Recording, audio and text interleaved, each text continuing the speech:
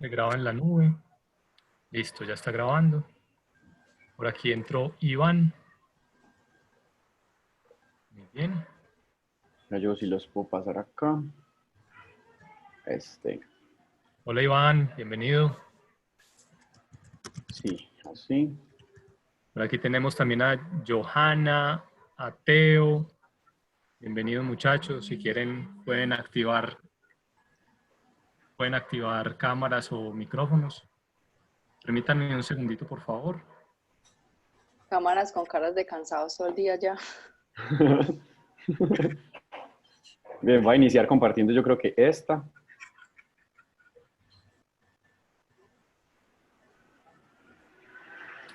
Ahí me ve. Pues el paper. Sí, sí. Sí, ve. Listo, creo que voy a arrancar con este y ya ahí sí paso al paper de Sosta, que estuvo muy bacano y hay mucho que cuestionarle, la verdad.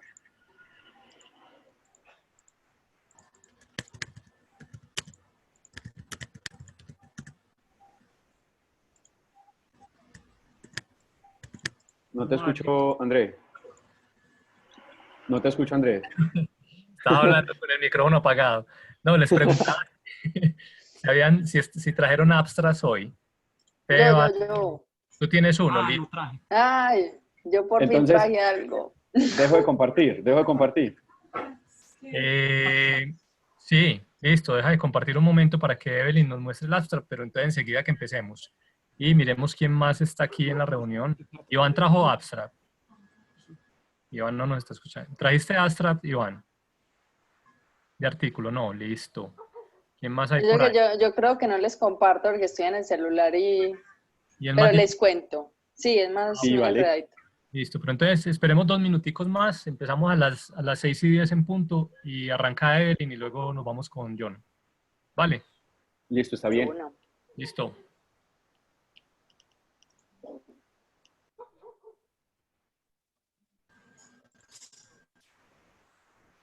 Dale, Evelyn.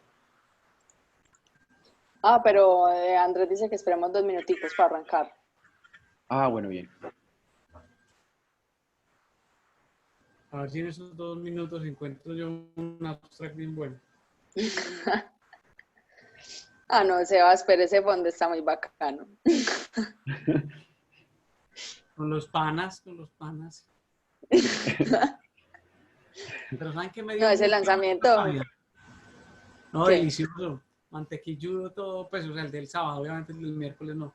Pero me dio mucha rabia que yo me quedé hasta como a las 4 de la tarde escuchando el discurso del vicepresidente Mike Pence y no paz. O sea, repetía un montón de comentarios muy nacionalistas, un poquito como pelles. O sea, por ejemplo, decía, sí, muy bueno el trabajo de los astronautas y de los ingenieros de SpaceX y NASA, pero aquí el que más le tenemos que agradecer es al liderazgo de nuestro presidente. No, Uy. Chao. Y por ejemplo, la cantidad de inmigrantes que trabajan dentro de SpaceX y en la NASA es enorme. No, y que todo el mundo ve eso como algo, pues como algo súper grande, pues para la humanidad, pues. Claro. Entonces eso le da a uno, como que lo baja uno de la nube, pues.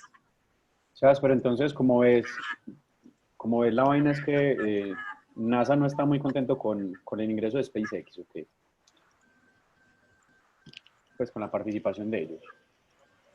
Sí, lo que pasa es que palabras más, palabras menos, es que SpaceX tiene protocolos que hacen que las cosas sean muy, muy baratas. No solo enviar, o sea, la idea del cohete reutilizable todavía está en debate, porque lo más costoso sigue siendo el petróleo, pues ¿cómo es? Combustible. El combustible. Pero la NASA tenía protocolos hasta el 2010 más o menos, tenía protocolos de 60 años atrás y eran protocolos que pues funcionaban pero la ingeniería intentaba resolver era problemas de llegue ya. Y entonces obviamente no optimizaba. Entonces cuando el capitalismo, la parte buena del capitalismo entra, vos ya tenés que optimizar todo proceso en cada parte pequeñita, parte grande. Y claro. Y ahí es donde Elon Musk tiene su empresa pues funcionando como una maquinita, ¿sí o no? Entonces, lo que se estima que lo que un lanzamiento que debería valer entre 160 y 200 millones de dólares, uno solo, le estaría costando 58. menos de 40 millones. A veces, pues, hay gente que dice 1 millón, hay gente que dice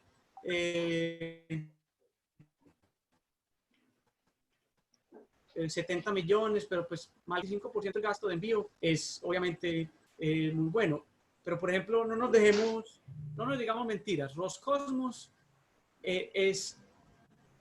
o sea, tiene 20 años más de experiencia en órbitas bajas, ¿cierto? En órbitas bajas que la NASA. La NASA sabe enviar cosas con muchísima precisión, tiene computadores brutalmente buenos, pero Roscosmos ya envió a la Estación Espacial Internacional turistas. O sea, ellos ya saben cómo funciona todo el acoplamiento, la Soyuz la mandan cada 8 días básicamente. Y creo yo, me atrevo pues a una opinión personal, que si Roscosmos tuviese no el lugar de lanzamiento en Kazajstán, sino que tuviesen en la playa, así como Miami, estaríamos llenos de basura en el espacio, porque a ellos no les daría miedo cada 8 días tirar cohetes y experimentar, ¿sí o no? Ajá. Rusia, por ejemplo, tiene dos módulos ya preparados para lanzar. Iban a lanzar uno en abril, pero pues se está retrasando. Un módulo que van a durar unos 4 años allá arriba, pues en la Estación Espacial Internacional. Y la NASA se bajoneó mucho internamente con la recesión, ¿cierto? Por los impuestos, obviamente.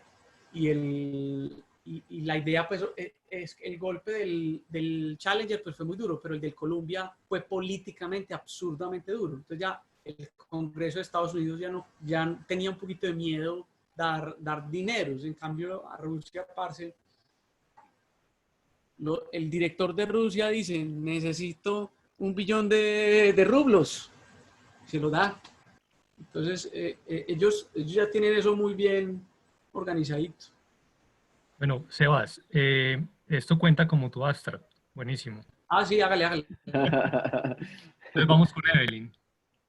Bueno, la verdad yo traje más como que le di una leidita por encima, pues entonces les quiero como contar y creo que estos dos que encontré los podrías poner en uno solo. No sé si ya tenemos, Andrés, ¿cómo se organizan lo de las fechas? ¿Cómo me alisto para presentarlos completicos? Ah, no, súper bien.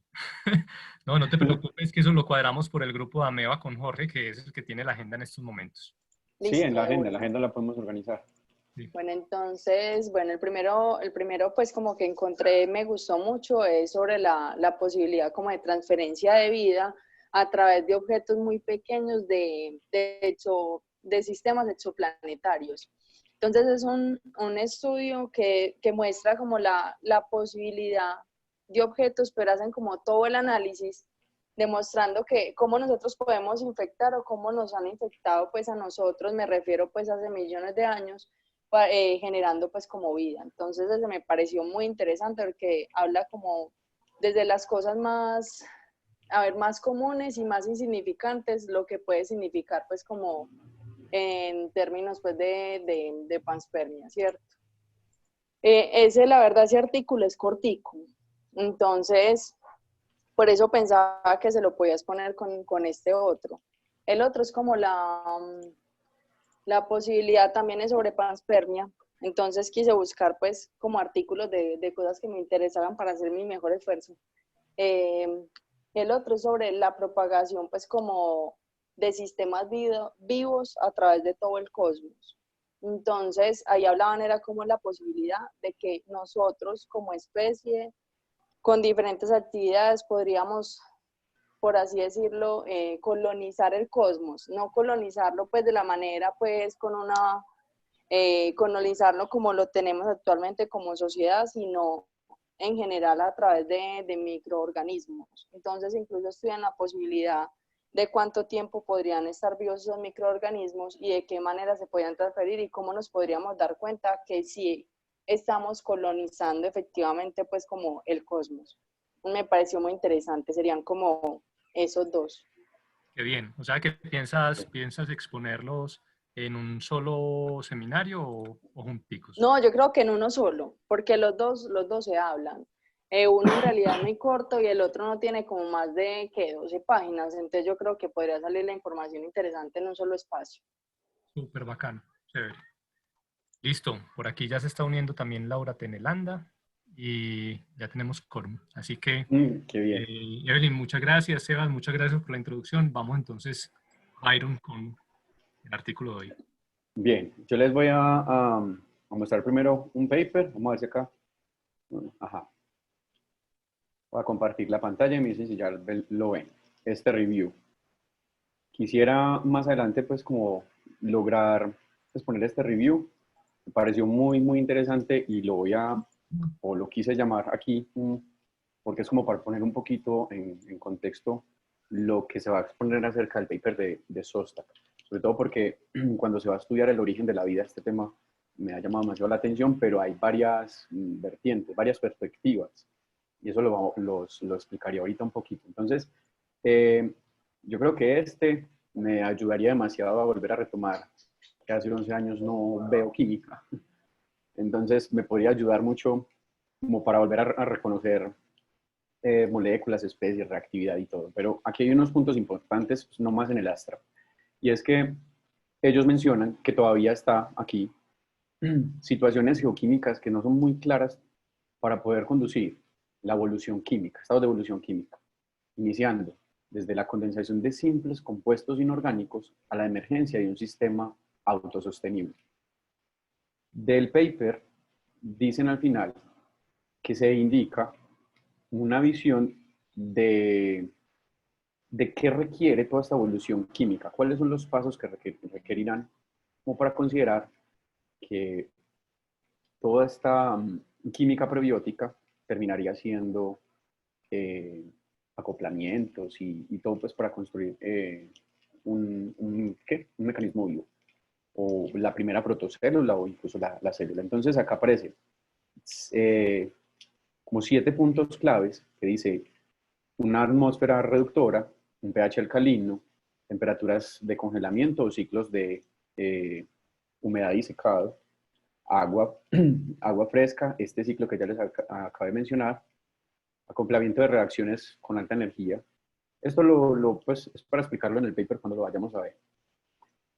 Ciclos de enfriamiento-calentamiento en el agua y entradas de material pues, o de bloques constructores desde el espacio a través pues, de meteoritos. Y esto es una parte importante. La necesidad de estas condiciones mutuamente excluyentes, es decir, no pasan todas al mismo tiempo, sino que es ver la vida como un proceso, entonces se necesita cada una de las etapas para poder cumplir con todos los procesos. Claramente indica que el origen de la vida no ocurrió en una sola configuración o en un evento congelado, como se le llamaba anteriormente. Requiere una diversidad dinámica, una alta diversidad, perdón, y un ambiente dinámico. Cada uno que permita productos de reacciones en transportes entre las reacciones y reactantes a través de todo un fluido de circulación. Entonces, esto lo vemos pues ya más adelante, pero este es el grueso como de este review. Entonces, este nos pondría muy en perspectiva desde el punto de vista químico, qué etapas se necesitan para la primera protocélula. Ahora sí voy a pasar a la presentación. Aquí. Listo, ahí la ven, ¿cierto? Sí. Sí. Listo. Bien, entonces, pues ahí la traducción como medio literal, dice el camino estrecho hacia el pasado profundo. Llaman pasado profundo pues porque es la intención de poder buscar este autoensamblaje que sucedió hace 4.200 millones de años y le llama camino estrecho. Yo creo que tal vez por todas las restricciones que ha tenido. El paper, pues, es impresionante el trabajo que ha realizado este señor Jack Szostak. Son 20 años tratando de trabajar para una vaina que en realidad, mejor dicho, quien no lo vive podría decir, solo hizo eso. Pero realmente es un trabajo impresionante. Para poner un poquito aquí en perspectiva esta situación es, miramos esto de los grandes eventos que incluso lo habíamos visto en las reuniones de AMEBA, ¿por qué no mirar estos como saltos o eventos que sucedieron en la Tierra que fueron bastante importantes? Y aquí solamente quiero resaltar es que entre 4.500 millones de años y 3.800 millones de años se da como la preparación de la Tierra, es decir, lo de la teoría de la sopa prebiótica, lo de la charca de Darwin, porque aparece un bombardeo tardío, entonces nos dicen que el meteorito de Murchison participó pues este tipo de meteoritos, participaron en procesos de llenar la Tierra con puros compuestos como aminoácidos, hidrocarburos, que acá hay un montón de compuestos orgánicos que prácticamente llenarían toda, yo lo corto acá, el planeta Tierra, pues esta Tierra primitiva. Bien, nos queda un margen muy corto entre 3.9 y 3.8, es decir, casi unos 200 o 300 millones de años, porque hay reportes que desde 4.200 millones de años ya podrían haber aparecido índices de la vida o algo así. Pero en particular, a los 3.500 millones de años, ¿cierto? Es que así tenemos entendidos que aparecieron los indicios de los estromatolitos, o sea, cianobacterias fotosintetizadoras. ¿Estamos bien así, cierto? Sí, pues los fósiles más antiguos sí datan más o menos de esa fecha, pero la vida sí se puede estipular más o menos entre 3.800 y 4.000 millones de años, el inicio. Listo, entonces lo que quiero aquí recalcar, demasiado importante, es que es un margen muy corto para la generación espontánea de la vida, pero pues esos son los estudios que se han realizado, ¿cierto? Dentro de esas teorías está pues la sopa prebiótica, que es debido a todo este enriquecimiento orgánico y a través también de los rayos en los volcanes, pues se generaban aminoácidos también, entonces habría pues, una sopa, un enriquecimiento químico. Está el mundo RNA y que tiene pues yo creo que sus lados muy positivos por tener la capacidad de autorreplicarse y de poder llevar la información a su vez. Yo paso. Bien, Viste que nota entonces, esa foto, que nota esa foto que tenías ahí abajo del volcán. Yo no había entendido qué era hasta que lo mencionaste. Son los ve, lo rayos. perdí. Una foto suspendida con todos los Sí, relámpagos, sí. la fumarola. Sí, este lo encontré que en los experimentos de Miller, pues se generaron como los aminoácidos, pero posterior se hicieron otros experimentos de Miller en los que se podía suponer, yo tengo acá la noticia, a ver si lo logro sacar de acá, se podía suponer que precisamente ese experimento apoyaba que las reacciones que sucedían con los gases que salen de estos, ¿qué? De esos volcanes, pues producían también un enriquecimiento de aminoácidos. Yo más bien para adelantarme un poquito, comparto esta noticia. Listo. Vamos acá. Bien, acá es para ponerlos un poquito en contexto. A ver, esto porque no se mueve la presentación. Ya. Bien, estas son las tres perspectivas que les quería hablar antes de entrar en el paper de Szostak. Harold Morowitz fue uno de los pioneros en impulsar en el Instituto Santa Fe un desarrollo de pues una perspectiva diferente acerca del origen de la vida y es basado en la idea del metabolismo primero. Entonces acá lo leo. La etapa más temprana hacia la vida no requiere ni DNA ni RNA y podría incluso no haber involucrado compartimentos espaciales, tipo células. Las reacciones más tempranas podrían haber ocurrido en los vacíos de rocas porosas, quizás llenando geles orgánicos en el modelo Dioparin, el de tipo conservados. Creemos que la versión temprana del metabolismo consistió en una simple serie de reacciones químicas realizadas sin la ayuda de enzimas, de enzimas complejas, vía acción catalítica de redes de pequeñas moléculas, quizás ayudadas por minerales. Muchas de estas redes de sistemas permanecen como parte universal de la bioquímica moderna. secuencias de reacciones que comparten todos los seres vivos. Bien, ¿cuál es esa reacción en particular? Él propone el ciclo del ácido cítrico reductivo. Normalmente, para poder obtener energía, es el ciclo del ácido cítrico oxidativo, es decir, a partir de glucosa, producir CO2 y agua, pues destruirla y sacar energía a partir del azúcar, ¿cierto? Pero en este caso, Morowitz propone que este sería como el vestigios pues, de unas reacciones químicas autosostenidas y sería el ciclo de Krebs reductor, es decir, tomando CO2, tomando electrones y tomando agua para poder producir moléculas orgánicas. Entre Morowitz y Szostak veo mucho que sostienen esta definición de la NASA, la que dice en un sistema químico autosostenible capaz de experimentar evolución darwiniana. Entonces, claro, ellos buscan digamos que en la bioquímica actual, las estructuras y después de eso asocian que todo lo demás se da por evolución darwiniana y eso tiene un grande porque todavía no lo entiendo cómo elucidar eso de evolución darwiniana. Creo que nosotros en las reuniones que hablamos de ameba no estamos como muy de acuerdo con esa definición de la NASA, ¿cierto? Sí, es muy pobre. Y evolución darwiniana hace referencia solamente a un mecanismo evolutivo y hay otros. Bien, el siguiente es de Sarah Walker. Olvidé de dónde es pues ella, pero es física y astrónoma, creo, pero tiene un pensamiento pues diferente. En el asunto de Sarah Walker es súper bonito porque estudia pues, la perspectiva de la vida, pero desde la información. Entonces arranco acá pues a leer literal. Es un pensamiento radical que explora escenarios de procesos físicos y fuerzas conductoras, una nueva herramienta para diseñar biología artificial. Entonces, en el siguiente menciona que no necesariamente necesitamos sustratos químicos.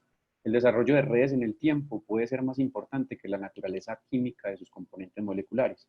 Entonces, en algunos casos hace estudios estadísticos o hace autoensambles de figuras. Pues no he revisado muy bien los papers, pero mirando uno en Archive, aparecen estudios más bien de sistemas complejos. La definición darwiniana provee poca visión dentro de los sistemas que podrían haber seguido el primer replicador darwiniano.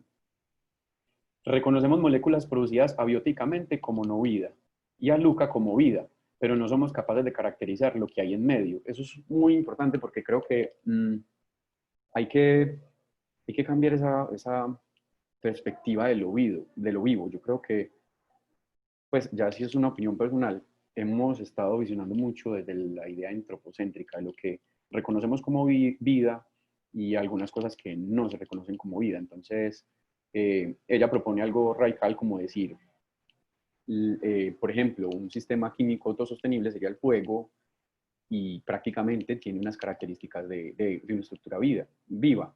Sin embargo, ¿cuánta información puede entregar ese sistema comparado realmente con un sistema vivo? Pues se quedaría corto. Le faltan algunos otros variables pues, que la llama ella como de tipo de información para poder estructurar una vida. Sin embargo, no hay un salto entre lo vivo y, no lo, vivo, y lo no vivo. Lo que quiere mencionar ella es que cada una de esas características se asocian a la vida, es decir, reproduce, nace, crece, se reproduce y muere. Un ejemplo es los tornados, ¿cierto? Eso también tiene esas mismas características. Bien, un candidato es la física de la información.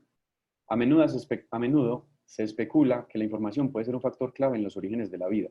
Así como los cuerpos masivos representan sistemas de ejemplos ideales para estudiar la gravedad, la vida podría representar las estructuras en la realidad física, donde los efectos de la información son más prominentes. Sin embargo, no entendemos cómo la información puede estructurar la materia. Entonces aquí hace una crítica un poco al mundo RNA, porque todos pues suponen, sí, es que el RNA es autocatalítico y también porta la información.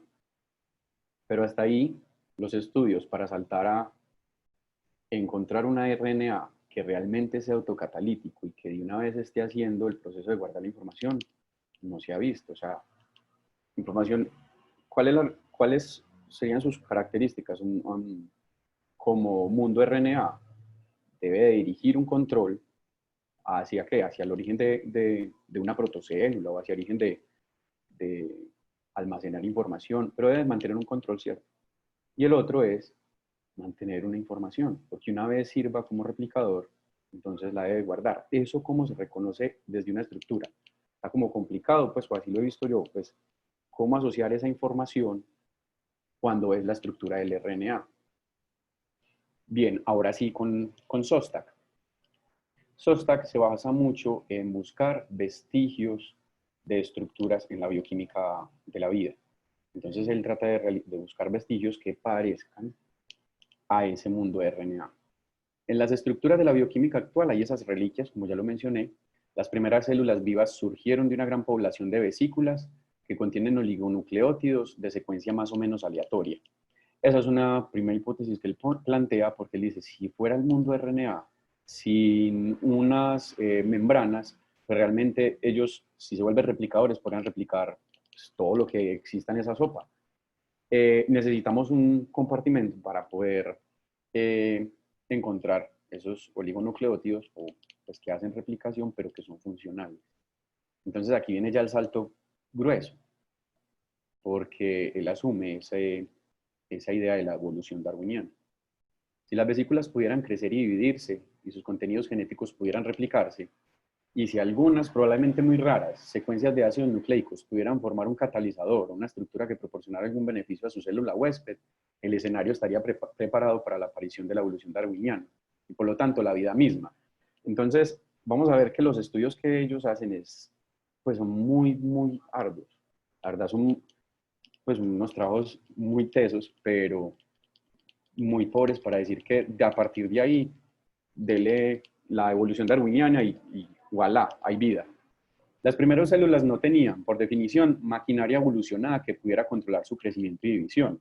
Entonces, como no tenían esa maquinaria, todo quedaba a merced del medio ambiente. Entonces, ahí queda a beneficio de tener un ambiente disponible para que esas protocélulas se puedan mantener, para que también además puedan hacer, digamos, agitación y se puedan dividir, y entonces, pues eso queda a merced pues, del medio ambiente. Jairo, perdón un Sí, segundo. sí. Tú nos dirás cómo quieres que hagamos la cosa, porque ya de pronto hay algunas personas que tienen preguntas, que quieren de pronto aportar algo. ¿Lo Bien. hacemos al final o lo vamos haciendo de una vez, conversadito? Yo creo que al final, porque podemos pasar por las diapositivas. Yo tengo ahí como varias preguntas también. Listo, porque entonces apenas terminemos, empezamos con Daniel Quintero, que ya tiene la... Listo. Pero ¿cómo vamos? Vamos bien. Pues me Sí, vamos voy. bien. Sí, está bien. Sí, vamos bien. Gracias. Listo. Lo que les quiero mostrar acá es uno de los experimentos que han realizado, y es el agregado de micelas. Iniciaron primero con ácidos grasos y luego adicionaron fosfolípidos. Ahorita les voy a mostrar la estructura, pero aquí lo importante es que lograron hacer micelas. Eso sí, preformadas, porque encontraron un científico, un ingeniero mecánico, que logra hacer al menos estas vesículas. Y después, a partir de estas vesículas formadas, se adicionan nuevas micelas, perdón, del exterior, y se va extendiendo esta hebra. Entonces ellos dicen, no, fácil, después de una pequeña agitación, entonces se extiende esa hebra, y esa hebra luego hace división y se generan estas nuevas. Con eso, voilà, dicen, mire que es que sí se puede dar la división de micelas. Entonces, parten de ahí. Este es el experimento ya tomado desde el microscopio. Entonces acá se va agregando nuevas micelas y se va creando una hebra, hasta que al final esa hebra en agitación, luego se empieza a organizar, a arreglar y a generar nuevas micelas. Espectacular el experimento. Luego sigue este experimento. Como ya lograron hacer lo de la división, entonces encontraron, o al menos suponen, que en la tierra prebiótica, las primeras formadores de micelas podrían ser solamente ácidos grasos, con su grupo acético más. Pero los modelos actuales son fosfolípidos de doble cadena y de un doble grupo acetal. Entonces, estas vesículas que solamente contenían ácidos grasos, en sus estudios, ellas saltaban rápidamente y hacían intercambio con nuevas micelas. Entonces, esta membrana o esta vesícula dependía bastante de que existiera quien la alimentara aquí de micelas. Pero encontraron que con la adición de fosfolípidos, los fosfolípidos iban organizando esta membrana. Y encontraron una correlación: a mayor cantidad de fosfolípidos, entonces la membrana se hacía más resistente, pero también menos permeable. Byron, Entonces, perdón, es sí, que de pronto hay algunas personas en estos momentos que nos están viendo que tal vez no tengan el contexto de por qué esto es tan importante para hablar del origen de la vida. ¿Por qué no nos recordás un poquito de eso brevemente? bueno, desde la perspectiva de Szostak, es supremamente importante plantear un modelo de por qué debe de resistir una membrana en el tiempo. Y no solo eso, debe de ser permeable y además debe de... Perdón, ¿qué más me falta? Sí, pues debe ser permeable y debe resistir en el tiempo. No, y además debe de contener el material genético, en este caso el RNA, para poder hacer replicación. Eso es el trabajo de Szostak. Luego, si logra unir tanto la membrana como el RNA y un RNA que además puede replicar, de ahí para adelante es donde él concluye que a través de evolución darwiniana, esa membrana con ese RNA que puede replicar va a censar para poder hacer mecanismos más complejos, adaptaciones más complejas. Y eso es, pues para mí, un salto impresionante. Pues mencionar eso. Vamos a ver acá las afirmaciones. El crecimiento inducido por fosfolípidos es un proceso atractivo por varias razones. Primero, no se necesita un aporte periódico, incluso esporádico, de nutrientes. Como les digo, por la adición de fosfolípidos, la membrana se hace más resistente. En segundo lugar, el proceso es competitivo, lo que prepara el escenario para un proceso evolutivo darwiniano. O sea, solo la membrana va a permitir todo lo que hay en una vida compleja. No sé, es que me queda ese bache ahí. Y que por favor, ¿quién me puede explicar? Este proceso evolutivo darwiniano con una fuerte presión selectiva para la síntesis de niveles más altos de fosfolípidos. ¿Qué es la presión selectiva? Y si una membrana así solita puede censar presión selectiva. ¿Quién me colabora con presión selectiva, por favor? Sebastián, adelante. Laura. Mira, yo no sé si Lauris quiere meter la cucharada, pero antes de responderle eso, yo le digo, Andrés es un equipo, Andrés es micelar, le fascina, y Bastante. membranoso. Y yo estoy seguro que él se está saboreando. Muchísimo. ¿Qué hipótesis tan espectaculares las que está organizando Szostak? Mira, sí es, curiosamente, sí es darwiniano este fenómeno de pasar de micelas a una organización de fosfolípidos dobles. Sencillamente, no necesariamente el único concepto, pero sencillamente por el hecho de que se le está otorgando estabilidad en el tiempo, le estás dando a lo que eran micelas que necesitaban un aporte externo para reproducirse, donde, digamos, si el ambiente no le daba a las micelas, ellas naturalmente se iban desintegrando o por mecanismo, pues por cualquier mecanismo que hace que, espérate, mi conexión a internet está inestable, que cualquier mecanismo mecánico hace que las micelas se rompan, ¿cierto? Entonces, para que haya una replicación de esas micelas de una sola, o sea, devolvete a la fotico, devolvete una. A ver si me da, aquí ya. Ouch. Un momento. Aquí se va. Dale. Entonces, allá a la derecha, ¿cierto? Entonces, las micelas, para que ellas se vayan reproduciendo, necesitan estar presentes, necesita que haya bastante, para que la dinámica sea más que tienda más hacia la reproducción exitosa que a la desintegración exitosa, ¿cierto? Pero entonces, simplemente por el hecho de que por alguna reacción química o varias reacciones químicas se generan de ácidos grasos, se generan fosfolípidos, automáticamente ellos ya tienen la ventaja de que bueno, no automáticamente, pero se genera el fenómeno emergente de que ya van a juntarse dos fosfolípidos, ¿cierto? Debido a que son más estables, en esa situación de ser hidrofóbicos, hidrofílicos, y que hacen esa organización. Entonces vos ya tenés el evento estadístico que decir, listo, yo tengo un evento de mayor estabilidad si se genera una vesícula de doble membrana comparado con el tiempo o pues la resistencia o la estabilidad de las micelas, que tienen que ser esporádicamente encontrarse y que tiene que haber una temperatura para que se peguen y que tiene que haber una velocidad para que el intercambio de ácidos grasos entre ellas pues se vayan uniendo. Entonces, como ya tenés un evento estadístico, dale. Sí, pero entonces eso es presión selectiva, es decir, el medio ambiente pues influye también en que seleccione fosfolípidos y que haga más estable la membrana. Sí. Y eso es evolución, pero no necesariamente darwiniano, que pues yo ahí me quedo corto. En este caso puede que sea un poquito contraproducente, además porque nos han metido mucho la idea que la evolución como que no tienen el ambiente como que es cosa aparte, pero no. Dentro del darwinismo y la evolución biológica, el ambiente es sumamente importante.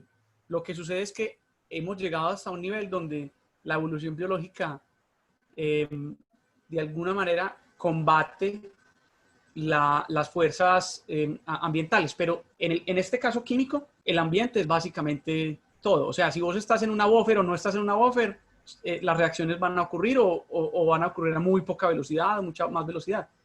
Y todos esos procesos estadísticos pueden ser emergentes a la hora de crear nuevos sistemas de reacciones.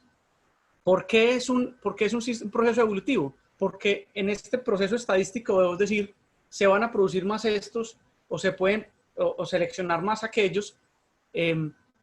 Digamos, aquí vos lo habías puesto en la imagen. La idea de la replicación implica que hayan más micelas entrando y que la velocidad de micelas entrando sea mayor que la velocidad de micelas escapando, ¿cierto? Y que eventualmente cuando ya formen esa vesícula larga, pues esa micela larguita, pues ya se separe, pues naturalmente se va a separar y ya las macilas se van reproduciendo. Y se autoensambla, sí. Claro, y vos tenés ya estas vesículas de las bicapas donde le otorgas sencillamente estabilidad. Entonces, al ser más estables en el tiempo, son más propensas a resistir cambios de que le permitan la destrucción a las micelas. ¿Sí o no? Bueno, sí, y precisamente es lo que menciona más adelante, que todo esto supeditado a el medio ambiente. El medio ambiente es quien influye en esas capacidades de que la membrana pueda incluso dividirse. Bien, acá continúo. El catalizador de la síntesis de fosfolípido tendría que ser hereditario, lo que nos lleva a preguntarnos si una ribosima que sintetiza un catalizador peptídico. Entonces él aquí pone un ejemplo, pues creo que lo perdí, pero él dice, en organismos modernos, los fosfolípidos de doble cadena son sintetizados por dos rutas similares, pero entonces hay enzimas que se encargan de hacer esa misma síntesis de fosfolípidos. O sea que haciendo pues su comparación estructura, menciona eso, que precisamente en el mundo RNA aparecerá una ribosima en su momento en la que haga esa síntesis de fosfolípidos. Y claro, pues no es descabellada la idea y se basa simplemente en la relación estructura, pero no está pues aquí en el estudio. Listo. Las primeras células vivas, bueno, esto ya lo mencioné al principio, surgieron de una gran población de vesículas que contienen oligonucleótidos. Esto con el objetivo de seguir al siguiente trabajo, que es cómo encontrar ARN replicante. Si las vesículas pudieran crecer y dividirse, si sus contenidos genéticos pudieran replicarse, Las secuencias de ácido nucleico pudieran formar un catalizador, una estructura que proporcionara algún beneficio a su célula huésped. El escenario estaría preparado para, o nuevamente, lo de la evolución darwiniana. Entonces acá está mencionando es que ya una vez esas membranas con adición de fosfolípidos se hacen estables y pueden ser permeables, entonces lo que nos hace falta es un RNA que sea catalítico y replique. Es probable que los ciclos continuos de replicación de ácido nucleico requiera la ayuda de péptidos cortos y la definición de las funciones potenciales de los péptidos es un nuevo aspecto emocionante en la investigación de protocélulas. Esta sección creo que la vimos una vez cuando estuve exponiendo acerca de si los virus fueron primero. En ese paper mencionaban que algunas ribosimas, cuando tienen ancladas, cuando tienen enlaces de aminoácidos, sus velocidades de catalización, pues de replicación o de hacer catálisis aumentan, creo que eran orden de 100 veces, pues su velocidad de reacción. Entonces aquí lo está proponiendo. Tal vez con ayuda de péptidos cortos se vuelven un poco más funcionales. Las primeras células no tenían por definición maquinaria evolucionaria que pudiera controlar su crecimiento y división, dejando el éxito o el fracaso de estos procesos críticos a los caprichos del medio ambiente. Entonces, nuevamente, las divisiones eran producidas por lo que llaman los caprichos del medio ambiente. Yo busqué una de las citas que pone ahí en el artículo y me envía pues, como a este PDF de un libro de Szostak, en el que él propone como este mecanismo en las fumarolas hidrotermales, como en estos poros de las fumarolas, de esas ventosas hidrotermales. Y por esos gradientes de temperatura, entonces empieza a haber un movimiento, un flujo que lo que llamamos efecto Boyan. Entonces, cada vez empieza a ser más complejo el agregado de micelas y también basado pues en el mundo RNA. Cuando llegan a agregarse en las micelas y hacerse unas más grandes, pues entonces cogen y llegan a cierto umbral en el que ya se quedan acá atrapadas, pero funcionando mediante, pues, digamos, ese mecanismo que él propone, que es el agregado micelar, y se van haciendo vesículas más grandes que después se dividen, y además un RNA que es funcional, que es catalítico. Entonces dice, en su primer trabajo demostramos experimentalmente que las protocélulas con niveles altos de fosfolípidos en su membrana podría crecer a expensas de células circundantes con niveles más bajos de fosfolípidos. Como resultado, este simple efecto físico conduciría a una carrera armamentista evolutiva. Yo en esta parte es donde les menciono que yo siento como esa intención. Compresión para aumentar los niveles de fosfolípidos hasta que las propiedades biofísicas de la membrana celular comenzaran a cambiar e introducir nuevas limitaciones. Claro, si empiezan a aumentar más la cantidad de fosfolípidos se hace menos permeable y entonces realmente las membranas necesitarían adaptar un nuevo mecanismo para poder ser permeable. Entonces dice, una importación más lenta de nutrientes esenciales como nucleótidos sintetizados en el entorno externo no fuera posible pues si se aumentan los fosfolípidos, se hace menos permeable. Esto conduciría a una cascada de nuevas presiones selectivas que favorecerían la evolución de las maquinarias de transporte primitivo. Algo de esto probablemente estaba basado en péptidos. Por ejemplo, los transportadores de iones primitivos pueden haber sido similares a los depsipéptidos cíclicos como la valinomicina. O sea, este es un ejemplo. Esta es la valinomicina y la proponen como que se usaba entonces en esta tierra prebiótica como transporte en membranas. Pero este es un ejemplo de muchos, pues, en los que aquí en el centro podría transportar iones o transportar los requerimientos de nutrientes. La transición evolutiva a membranas menos permeables también haría que las actividades metabólicas internas sean más beneficiosas para la célula primitiva, porque los productos metabólicos útiles ya no se filtrarían y alimentarían de las células vecinas. Por lo tanto, planteamos la hipótesis de que las propiedades biofísicas cambiantes de las membranas celulares primitivas pueden haber desencadenado la evolución de rutas metabólicas internas codificadas genéticamente. Pues esto me parece un salto súper grande con el trabajo que él realizó. O sea, él solamente realiza el crecimiento de estas vesículas, se da el hinchamiento y solo por agitación, entonces se dividen y bueno, también son capaces de contener RNA, pero ¿cómo ven esta? Pues esta lo discutimos ahorita porque yo un salto muy impresionante, como lo llamaría Jorge, una extrapolación salvaje, pero de pronto estoy solamente como en esa perspectiva química. Sí, de hecho ahí es donde está el asunto de, es como el problema de las teorías emergentes, la materia, y es que uno dice que la emergencia pasa de un cierto nivel de complejidad a uno mayor, pero se pierde el escalón. Es decir, ¿qué es lo que está pasando en ese escaloncito donde se da esa emergencia? Eso que decís vos ahí es lo más importante. ¿Qué fue lo que pasó ahí, cierto? Y ahí no podríamos hablar solamente de RNA y de lípidos formando una membrana, así que no, que también tenemos que hablar de proteínas haciendo la mediación o la catálisis para que esos lípidos, o por lo menos no proteínas ya como tal, sino pequeños péptidos que ayuden a que eso esté sucediendo. Pero bueno, ahora lo discutimos. Ya que metí la cucharadita, yo quisiera también que Daniel, que hace rato que está, que se habla muy decentemente, ha levantado la mano, ha dicho por el chat, yo quiero hablar. Daniel, contanos, así brevemente para que vaya un continuo. No, era una pregunta. ¿Me escuchan bien, cierto? Sí, muy Sí, bien. sí, sí. Ah, bueno.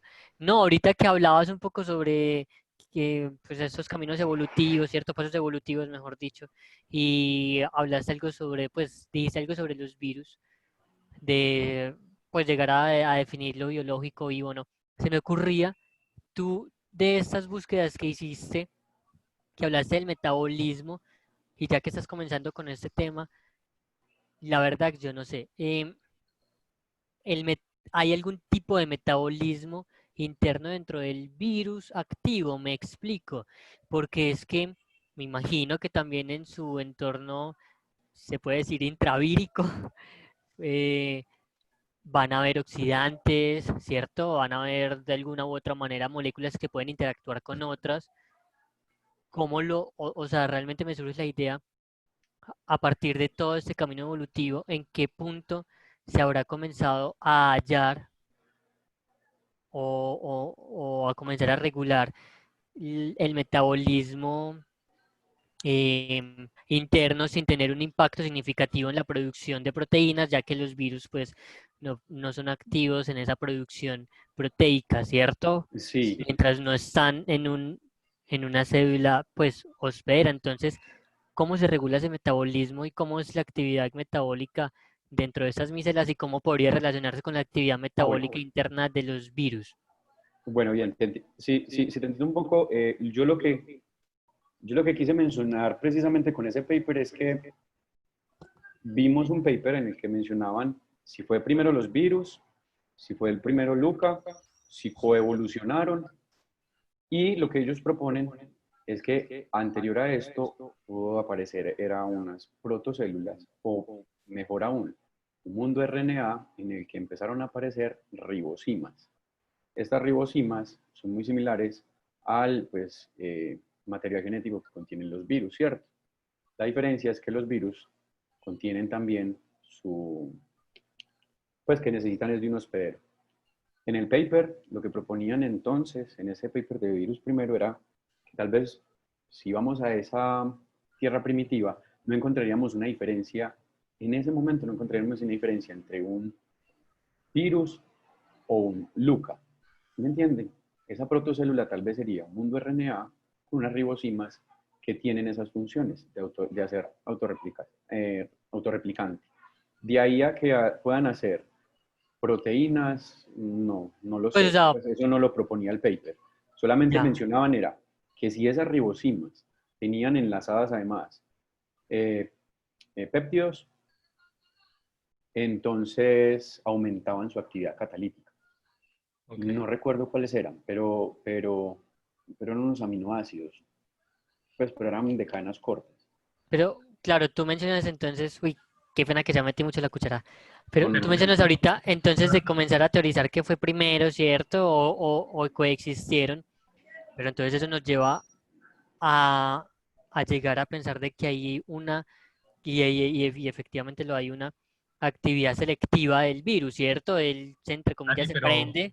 pero espérate, Dani, porque es que ya nos estamos yendo para otro lado. Dejemos No, no, o esta sea, parte pero al voy a lo final. de las micelas, Ok, por eso, y entonces la micela tiene la capacidad, o bueno, cuando se dan estas agregaciones, pues de la membrana comienzan a hacer actividades de, pues de cruce de, pues de electroquímicos, ¿cierto? Con el ambiente. cuando decimos que pueden coexistir, puede haber un punto de, pues, de estas micelas de regular su interior sin interactuar realmente con el exterior para poder Sí, preservarse. pero Dani va a lo que les voy a mostrar en las siguientes diapositivas y tiene Ah, razón. bueno. Como le digo, en este prebiótico todavía no se puede diferenciar entre si eso era un virus o si era pues, el futuro de una célula. Entonces, para continuar y realmente con lo que está mencionando Dani, continúa esto de la replicación del RNA. Entonces viene este siguiente desafío y es mostrar cómo esas cadenas de ARN, una vez generadas, podrían replicarse ante la aparición de las primeras enzimas.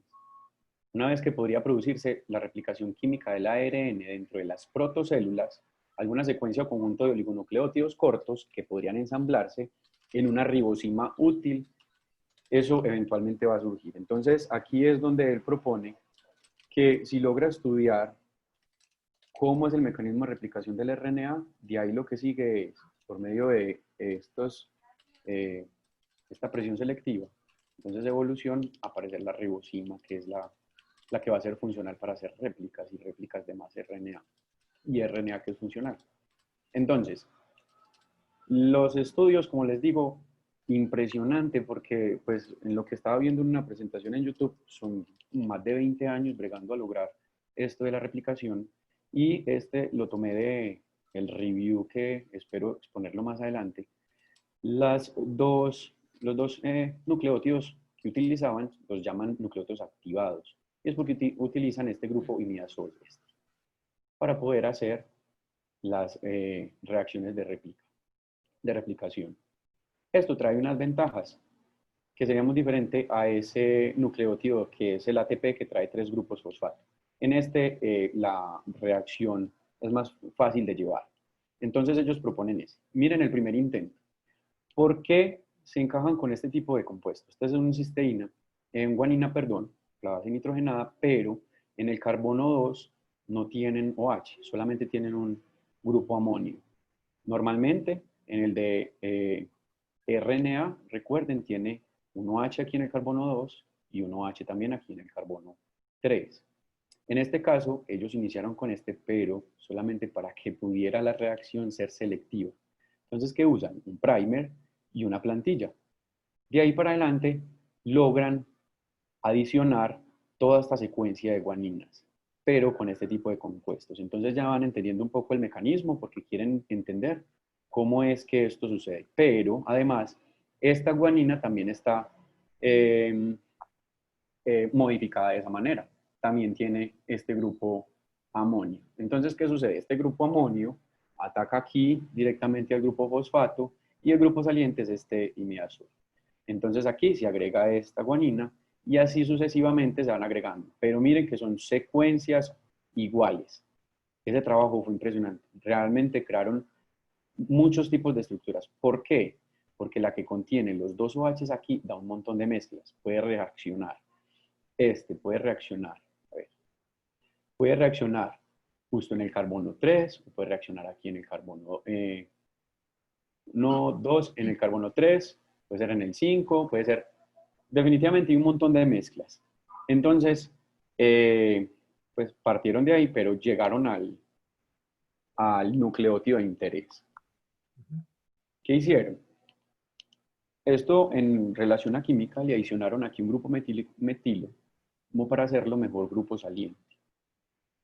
La reacción ahora sí la hicieron igualmente con guanina, pero observe que entonces aquí ya sí son con grupos OH, correspondientes a una molécula de RNA, ¿cierto? Nuevamente un primer, una plantilla, y lo que encontraron es nuevamente el grupo OH Va desde el carbono 3, como va la secuencia desde el carbono 3 al 5, ¿cierto? Aquí en el grupo fosfato. Ese es el sentido de la vida. 3', 5', 5', Eso, 3', perdón. ¿Ah? eso, muy bien. Bien, entonces acá mostraban. ¿Cómo es que la llaman? Perdón. Esto es en gel. ¿Cómo se llama Un gel, esto? sí, un gel, una electroforesis. Electroforesis. Electroforesis. Y notaban cómo en el tiempo se iban agregando solamente 3 secuencias de nucleótidos, 3 guaninas. Bien, pero es un avance significativo porque ya ahora es con RNA. Entonces están haciendo RNA, réplicas de RNA. El trabajo y lo que atrae la exposición del paper es este gran salto, y es que dicen, con el 2-aminoimidazol resultó ser superior que el 2-metilimidazol. Aquí el cambio sería que en vez de este grupo metilo, colocaron un grupo amino. En ambas posiciones, aguas arriba o aguas abajo, el uso de este nuevo grupo de activación en combinación con el monómero activado, más la estrategia de trímeros activados, es decir, esto lo hicieron, mire, nucleótido a nucleótido, guanina, guanina, guanina. Pero en el siguiente experimento hicieron mezcla, es decir, un nucleótido más un oligonucleótido, o sea, tres secuencias, acá están, oligómeros, pues, o sea, que son secuencias de 3 nucleótidos unidos. Y entonces en esa mezcla lo que encontraron es que la reacción se hacía más rápido y más selectiva al sentido de la vida, el 5'3'. ¿Cierto? Estoy bien así, 5'3', ¿cierto? Que es así. Bien. Entonces, este es como el boom del paper, porque ellos encontraron un mecanismo y es adicionando no solamente el monómero, sino también oligómeros para darle una replicación y que sea pues, más rápido que la misma hidrólisis del RNA, que es la disociación pues, del RNA que se produce. Muy bien. Entonces, Byron, yo observen este resultado. quisiera hacer aquí Termino acá. un paréntesis chiquito para los que no Sí. somos ni biólogos ni químicos y recordar de que lo que nos está contando Byron es cómo al inicio de la vida, después de que se formaron esas micelas lipídicas, adentro, los monómeros o las moléculas que ayudaron a construir el RNA fueron estas que él nos está mostrando. Esta es una posible ruta de cómo se empezó a ensamblar con esa molécula completa que vemos ahí compuesta por 3, verde, negro y azul. Esa molécula repetida muchas veces empezó a construir una molécula muy larga que es más adelante la que nosotros vamos a llamar RNA. Entonces es más o menos ese pues como el resumen, el paréntesis que quería hacer. ¿Por qué es tan importante Bueno, ok. eso? Dale. Sí, y es muy importante porque, bueno, este aquí lo que está mostrando es el mecanismo de que es posible que se dé la replicación sin la presencia de actividad enzimática como de pues, ayuda de proteínas o en caso de, pues solamente así, RNA autocatalítico. Como ven acá, son secuencias similares, pero con este nuevo diseño pudieron hacer mezclados. Y entonces encontraron una secuencia mixta que puede extenderse completamente hasta 7 nucleótidos. O sea, el trabajo es impresionante, pero solo han llegado a hacer una réplica de 7 nucleótidos. Continuamos buscando mejoras adicionales que permitan la copia eficiente de plantillas aún más largas. Y obviamente, pues pidiendo disculpas porque uno dice solamente y no, la verdad es un trabajo impresionante. Entonces viene el trabajo pues aún más sorprendente. Todo junto, es decir, ya ahorita que ellos entienden cómo es que las micelas crecen, cómo hacerlas crecer, cómo protegerlas y cómo dividirlas, bueno, entonces vamos a poner una ARN de estos y dentro de la vesícula vamos a hacer que el RNA haga esa reacción, esta reacción de catálisis, de autocatálisis. Bien, uno de los limitantes acá es que eso requiere altas concentraciones de este catalizador, cloruro de magnesio. Entonces dice, la reacción de extensión espontánea del primer requiere catálisis metálica de magnesio para lograr velocidades significativas.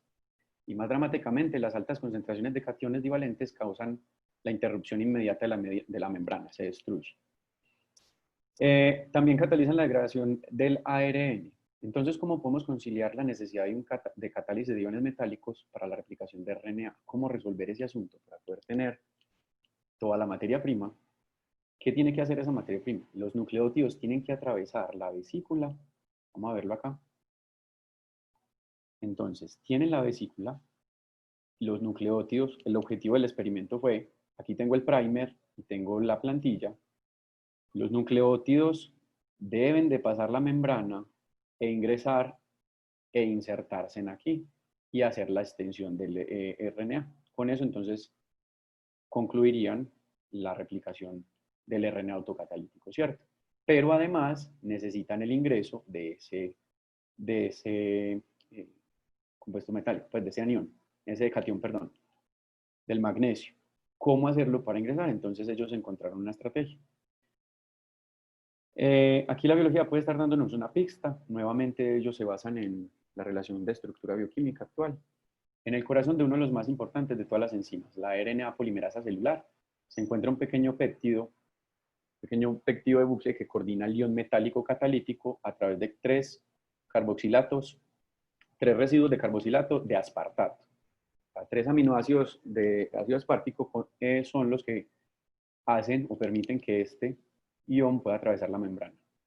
Podría entonces pequeños péptidos ricos en aspartato jugar el papel del citrato.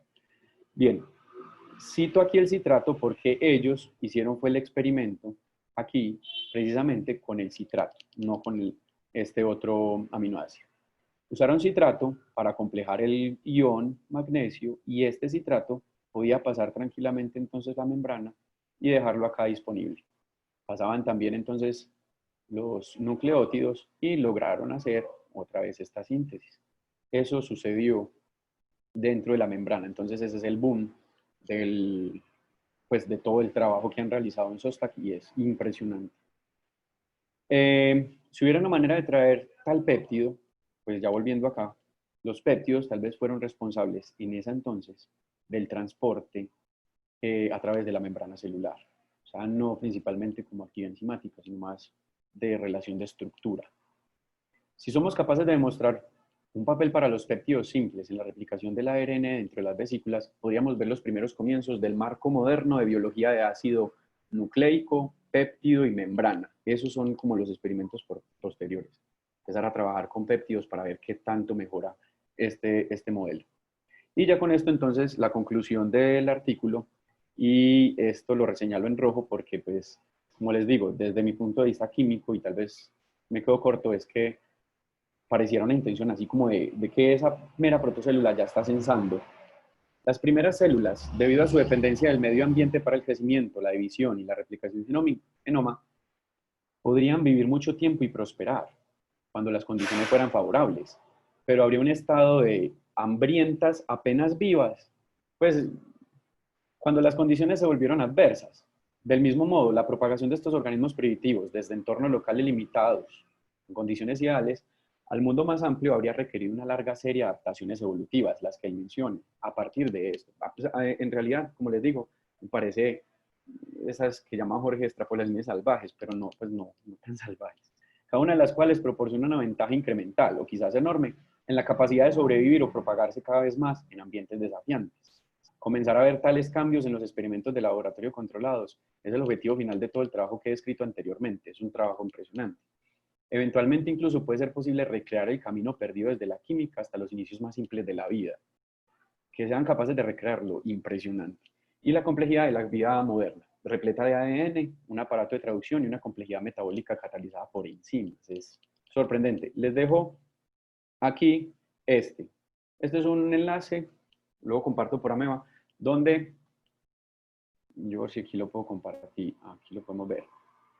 Pues donde él hace todo este resumen, pero de manera, pues como ilustrada. Entonces así se pueden orientar un poco más. El Flash no me da. Descargar Flash. Ya no me dio. Bien, pero acá hay unas figuras en Flash y acá está toda la secuencia. Ácidos nucleicos, cómo hicieron su trabajo con ácidos grasos y luego cómo culminan con protocélulas. Si quieres, cópialo en el chat. Copia si te da de pronto. Sí, lo voy a copiar y ya me salgo para que comencemos la discusión porque pues tengo unas inquietudes bastante grandes ahí. John, vos le pones la monedita a Szostak o al equipo pues de Szostak a que si encuentran la mezcla o una de las mezclas pues. Yo la verdad me imagino esa situación extremadamente compleja. Una situación que de entrada en el paper está mencionando Szostak es que lo que él ahí tiene lo dice un sistema vivo, un simple sistema, un sistema vivo simple, también. Eso fue lo que ellos crearon. O sea que ellos ya están considerando desde esta protocélula un sistema vivo. Y ahí al salto a que, porque yo creo que lo que les falta, pues lo importante es que eso pueda experimentar es evolución darwiniana. Es decir, que lo que sigue es que ingresan los nucleótidos, atraviesan la membrana, se hace la replicación, pero además de eso se logra hacer una primera reucima. Hasta ahí yo creo que ya es el éxito. Pero es un paso gigante, ¿no? ¿Cómo lo ven Estaba aquí ustedes? escribiendo un par de vainas. ¿Qué ibas a decir, Andrés? ¿Qué ibas a decir? Que me queda, pues, o sea, nosotros ya tenemos muy metido en la cabeza el asunto de la diferencia entre lo vivo y no lo vivo, y lo no vivo, entre evolución darwiniana y evolución química, y en realidad, pues, la diferencia no es tanta, ¿cierto? No es tanta, igual volvemos a lo mismo, ¿cierto? Al problema de qué está vivo, ¿cierto? Entonces, en esa instancia de esas vesículas tan simples que ya están logrando transportar a través de la membrana de una manera más o menos facilitada, por un lado, pequeños aminoácidos que se pueden ensamblar adentro, ¿cierto? O pequeños nucleótidos que se pueden ensamblar adentro. Y además están facilitando la entrada de ciertos iones que posibilitan que estos polímeros grandotes se ensamblen, ¿cierto? RNA, por ejemplo, de doble cadena. Eh, pues yo no sé si llamarlo darwiniano. Igual es una selección química. Es una selección química, es una selección química que se da en cualquier no sé, mezcla de compuestos, ¿cierto? Ahí hay un montón de reacciones que se están dando. Y entonces cuando vos al principio nos decías, pero entonces me confundo un poco con el asunto de la presión de selección. No, no debe haber confusión con la presión de selección. Es como decía Sebas ahorita, es el ambiente el que está seleccionando qué reacciones se dan a pequeña escala o a gran escala. Es el ambiente el que está facilitando eso.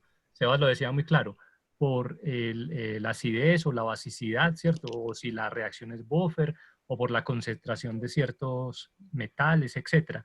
Eso se va dando espontáneamente hacia unas Sí, Andrés, estructuras más estables. pero me queda una inquietud bastante grande esa conclusión al final, y es que en tiempos de escasez, esta protocélula, o sea, aprende que debe de buscar otros modelos, otros recursos, es decir, tiene que buscar otros medios de cómo transportar a la membrana los nutrientes, y entonces, en últimas, pues, el desarrollo evolutivo de una protocélula y ya Luca, esto a partir de la membrana. Es decir, Pero lo primero es el desarrollo evolutivo de la membrana. ¿escasez de qué? ¿Cierto? Eso está sucediendo en una fumarola hidrotermal, por ejemplo, o en un charquito darwiniano al lado de un volcán. Ahí no hay escasez. Olvídate, y esto está Eso, sucediendo durante un año, está sucediendo durante miles de años o millones de sí, años. Está pasando ahí de una manera permanente. Ahí lo que tenemos es una diversidad de experimentos de micelas diferentes enormes, enormes. Y algunas van quedando, digamos, es que es el problema de hablar de las emergencias. El problema de hablar de sí, las es siguiendo un emergencias. proceso, siguiendo Sí, procesos. hay procesos que nos vamos perdiendo. Por ejemplo, yo me imagino con todo lo que nos estás contando, tener ya el RNA de doble cadena estable dentro de una bolsita lipídica, eh, que a eso le entren aminoácidos, ya por ese simple juego de imanes, ¿cierto? De atracción entre nubes moleculares, ya ahí se van ensamblando pequeños péptidos y pequeñas futuras proteínas, ¿cierto? No lo veo tan complejo. Creo que pues, es complejo demostrarlo. Es complejo demostrarlo. Gabriel, háblalo. Decirlo, por favor. No nos lo escribas. Hola. Hola, Gabriel. Eh, no, yo decía que todo eso, pues, mejor dicho, tiene que haber primero algún mecanismo de división celular, porque si no, por mucho que tenga las micelas o el material este ARN o lo que sea adentro, no hay manera de que eso perdure en el tiempo. Tiene que encontrarle el mecanismo de que se pueda dividir. y básicamente todas las células lo hacen mediante lo que llaman el citoesqueleto. Todos esos filamentos que tiene una célula u otra, dependiendo del grupo, tienen proteínas diferentes, pero todas tienen algo así como un citoesqueleto. Entonces, yo diría que, mejor dicho, la verdad es que no sé si han estudiado o qué se sabe sobre el origen del citoesqueleto, qué tanto se conoce de pronto, ya como hablan tanto que no, que hace no sé cuántos millones de años surgió que hace no sé cuántos millones de años pasó esto, no sé de pronto si han investigado algo así sobre el citoesqueleto, pero para mí yo diría que es incluso más importante que el hecho de tener otras de estos componentes dentro de la micela o que ésta sea permeable para una u otra cosa. Sí, Gabriel, mira que acá, por ejemplo, perdón, lo que él propone es que esa división celular, esa división de las micelas, es dependiente del ambiente. Cuando tú hablas de esos, ¿cómo los llamas? Microtúbulos, ¿cómo? Sí, el citoesqueleto, los Sí, sí. microtúbulos. Citoesqueleto. Bien, ahí es completamente la célula dependiente, ¿cierto? O sea, ella decide cuándo hacer la división y todo, no depende del ambiente externo. Pues luego, porque es que ya volviendo a la pregunta que me dijo ahorita Sebas de cómo es el acercamiento de Szostak a lograr una protocélula, pues entonces lo veo que es muy complicado. O sea, Szostak tendría que comprobar también que estas micelas, perdón, van a ser citoesqueletos en toda su membrana. Es bastante... Pero el citoesqueleto yo creo que es mucho más moderno. Yo recuerdo un experimento que estaba haciendo una compañera en la cual estaba encerrando ciertos químicos que se iban a utilizar como drogas, las estaban encerrando en micelas. Entonces ella lo que hacía era fabricar micelas todo el tiempo. Y una de las dificultades que tenía era que en la fabricación de esas micelas lipídicas no lograba un tamaño exacto, sino que ella utilizaba una técnica de ultrasonación de estos aceites en agua, diluidos en agua, ¿cierto? Y a veces se ayudaba con ciertas sales. Le metía el aparatico que hacía la ultrasonación y cada vez lograba micelas cada vez más pequeñas y lograba atrapar efectivamente sus químicos, sus antibióticos eran unos cristales de unas bacterias, los lograba atrapar dentro de estas bolsitas lipídicas, pero variaba de una manera impresionante y las micelas, que eran muy grandes, se le desbarataban, pero se le desbarataban en micelas más pequeñas, bueno, permanentemente. precisamente eso lo muestran, bueno, yo les mostré ahí precisamente en la presentación, era Szostak, en YouTube pueden encontrar como la presentación precisamente de este paper. Él hace la discusión en una página que se llama iBiology y habla acerca del origen de la vida y cómo se forman estas membranas y luego cómo hizo los trabajos en RNA. Pero, pues para comentar lo que vos dices, Andrés, ellos trabajaron con un ingeniero mecánico y realizaron pues un diseño para poder hacer que esas mis células, perdón, fueran muy homogéneas, del mismo tamaño prácticamente. Muy tesos. Pero sí, Muy mero tesos, porque diseño. las micelas lo que tienden a hacer permanentemente es a ganar más moléculas lipídicas, en este caso pues fosfolípidos. Y a medida que van ganando, ¿cierto? Van creciendo hasta que ya por efectos físico-químicos se dividen y se separan. Siguen creciendo, ¡brup! Se dividen y se separan, ¿cierto? ¿Y eso qué lo determina? Lo determina el medio en el que están, la concentración de sales, la presión del agua, en fin.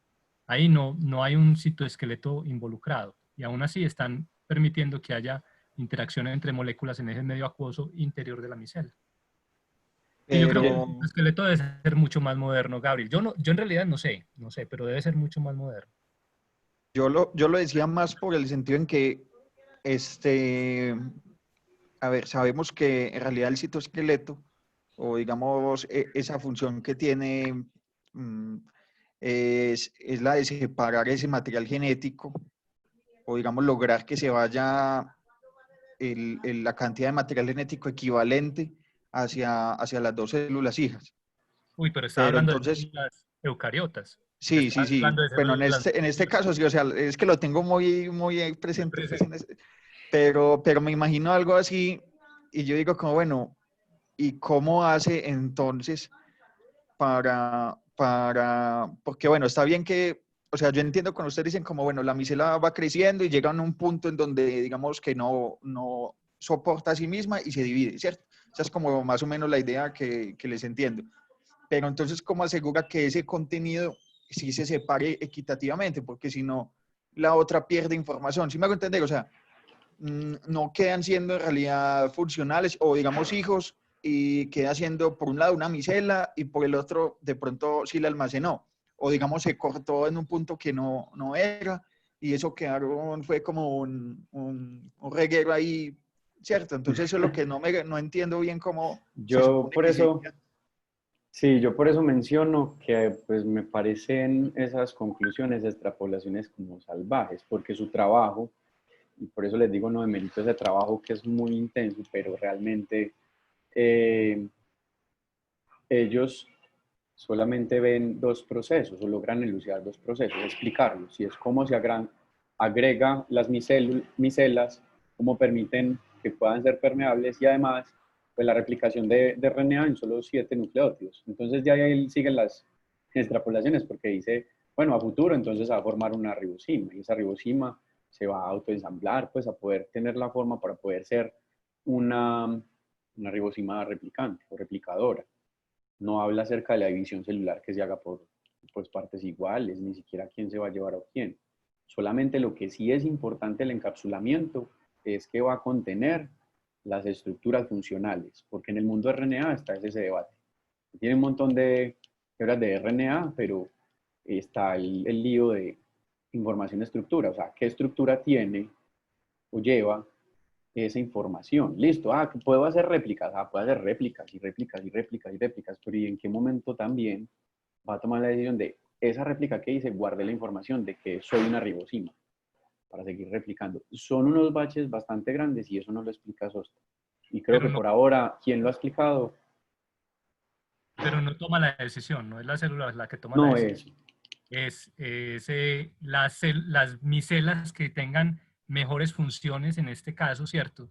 Que funcionen mejor para ese medio, las que van a sobrevivir y van a seguir replicando esa información de esa manera. Por ejemplo, lo que dice Gabriel aplica para células que tienen no sé cuántos pares de cromosomas. Ya tienen un núcleo formado, ¿cierto? Ya hay un citoesqueleto que es una estructura increíblemente grande para la célula, que coge eso, lo organiza, lo separa por partes iguales, lo organiza, etcétera, etcétera. Pero cuando pensamos en la división de una bacteria, y por ahí está Mónica Villa, que es la bacterióloga, estamos pensando en un ADN circular, ¿cierto? Probablemente, pues estoy especulando. Este es el momento de especular, muchachos. Me perdonan, probablemente en estos momentos esa bacteria, si la podemos llamar una bacteria, era de un ADN. Aquí está Laura. Eso, mírala ahí, el que tiene Sebas. Un ADN circular, así, tal cual. Tal vez de doble cadena, que iba agregando nucleótidos y en un momento ¡pop!, se divide solito, así mismo como lo hacían las micelas. Y por efectos probabilísticos, de pronto algunas de estas rueditas que tenía Sebas en la mano, se las lleva una de las micelas para un lado, se lleva más, se lleva menos, y la otra se lleva también más o menos, y ahí siguen dándose esos procesos. Eso es muy al principio de la historia de la vida en la Tierra, muy al principio. ¿En qué momento aparecen ya las células eucariotas? Eso es, no sé, hace 2.500 millones de años. No sé, Venga, acá lo creo que lo tengo. Aquí ¿Será que estoy. ustedes ven? Acá me ven la presentación. No, Todavía no. Bueno, No, porque eucariotas, Póngala mientras, vea, yo meto la listo. cucharada también. Vea que estaba yo tomando notas aquí los espaciecitos en blanco del del EP, contrato de PM. del contrato. Una cosita, John, yo he notado que vos le tenés un poquito de miedo a hablar sobre evolución, pero vos en química tenés, pues la evolución química es ligeramente más sencilla que la evolución biológica. Vos tenés todo el derecho de, de, de hablar sin miedo sobre evolución, o sea, relajado. pero yo sí, vea, yo sí le digo algo aquí que tiene que ver con lo que decía Andrés, y es que la evolución darwiniana, especialmente la que aparece ahí, la que está en la definición de la vida de la NASA, la del paper, dice, la evolución darwiniana parece ser una evolución no seleccionada, pero sí dirigida a la preservación y el mejoramiento de la reproducción de la información. O sea, básicamente, nos gusta o no, la vida empezó siendo algo egoísta, ¿cierto? Porque lo que se preserva, o sea, la información que se preserva es la que se preserva a sí misma. Entonces, sí, obviamente es un feedback positivo que es un poquito hasta ofensivo pensarlo, pero hay reacciones químicas naturales que cuando están en un rango de pH son exponenciales, ¿sí o no? Hay reacciones químicas que a una temperatura no pasa casi nada, y cuando pasa cierta temperatura o cuando tienen cierto catalizador, se multiplican. Entonces, obviamente, es mucha cosa que tenemos que decir aquí, un poquito de la tierra rara, pero sí tenemos que decir, listo, entonces dentro de esa vesícula estuvo en el momento exacto, en el lugar exacto, con las concentraciones exactas, con toda la vaina. Sí, de alguna manera, sí. Y obviamente nuestra tarea como astrobiólogos es encontrar los experimentos que digan que sí parece eso o que no parece eso, y empezar a dilucidarlo. Pero uno de los chistes de que la vida, ¿por qué está dentro de micelas? Perdón, ¿por qué está dentro de vesículas? Es que las vesículas tienen la capacidad de segregar. Entonces, cuando vos segregás, vos ya determinás que hay información para arriba e información para adentro, ¿cierto? Para afuera y para adentro. Entonces, controlás cantidades de iones afuera y adentro de la vesícula. Sigo teniendo el mismo problema que ponía Gabriel, que si me divido, pues de pronto la vesícula A y la vesícula B van a tener diferentes concentraciones, listo. Pero de pronto hay una complejidad interna que más o menos organiza eso, pues autopoiesis, la famosa autopoiesis de Maturana, ¿cierto? Maturana y el otro nombre se me olvidó. Varela. Y Varela. Claro, entonces suena un poquito a magia. Sí, suena un poquito a magia porque, bueno, todavía no la conocemos, o pues todavía no exploramos como esa química. Sí, Hola, todavía no lo tenemos. Pero yo le tengo el nombre de esa magia. Yo le tengo el nombre de esa magia. Se llama diversidad. Diversidad micelar por miles de millones. Mientras más diferente, mejor. Porque van a sobrevivir. Hay micelas con basura dentro, hay micelas con huevonadas dentro. Claro, cualquier cosa. Y hay otras que sí. Y es probable, tampoco podemos decir que la vida que surgió fue la óptima. No necesariamente. Simplemente fue la darwinianamente exitosa, suficientemente exitosa para reproducirse con mayor rapidez que la otra. ¿Sí o no? Exacto. A mí, una cosa para que te ayude con el artículo. Mira, Byron, ven. ¿Se acordás cuando cuando ellos mostraban como unas gráficas de gradientes de temperatura y concentración? ¿Cierto? Eso es muy importante. Presentación. Muy Listo, hermoso. la voy a mostrar. Yo lo muestro acá. Yo no estoy viendo la imagen. Allá. Eso. Porque eso estaba sucediendo a favor del gradiente y todo el tiempo estaba sucediendo, ¿cierto? Gracias a ese gradiente. Pensamiento que me parece peligroso, hacerme sentir mejor, pero vean lo que yo escribí. Si las vesículas se forman antes y solas, sin el ARN, o sin las protoproteínas, o sea, sin con Daniel. Entonces, si las vesículas se forman antes y solas, sin el ARN y demás cosas, los gradientes van a probablemente separar los componentes, dificultando la evolución probabilística de la vida. Entonces, de alguna manera, tuvo que tener cierta suerte para que se empaquetaran los componentes adecuados, o los gradientes de pronto eran o sea, ¿cómo se llama eso? Dinámicos. ¿cierto? Sí. te entiendo. Yo, por ejemplo, no he podido superar lo de la evolución, pero tal vez porque todavía tengo esa idea, esa percepción de que la evolución es eso de la superación por el más fuerte, como que pareciera pues, tendencioso, no sé. Pero yo lo veo desde el punto de vista es termodinámico, o sea, se favorecen unas dinámicas y son favorecidas termodinámicamente. Para esa magia que todavía no exploramos fue lo que yo en estos días les mostré acerca de esa nueva tendencia acerca de una disciplina que se llama supramolecular chemistry.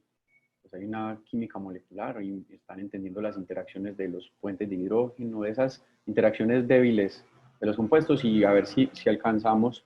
Les muestro una presentación ahí en YouTube porque me pareció algo sorprendente, pues maravilloso.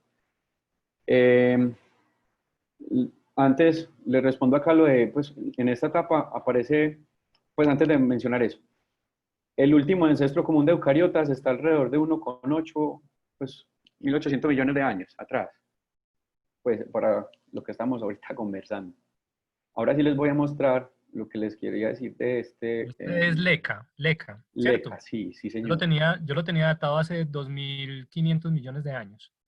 Ah, bueno, bien. Pues Lo más voy o a menos. actualizar, Ok. lo voy a actualizar bien.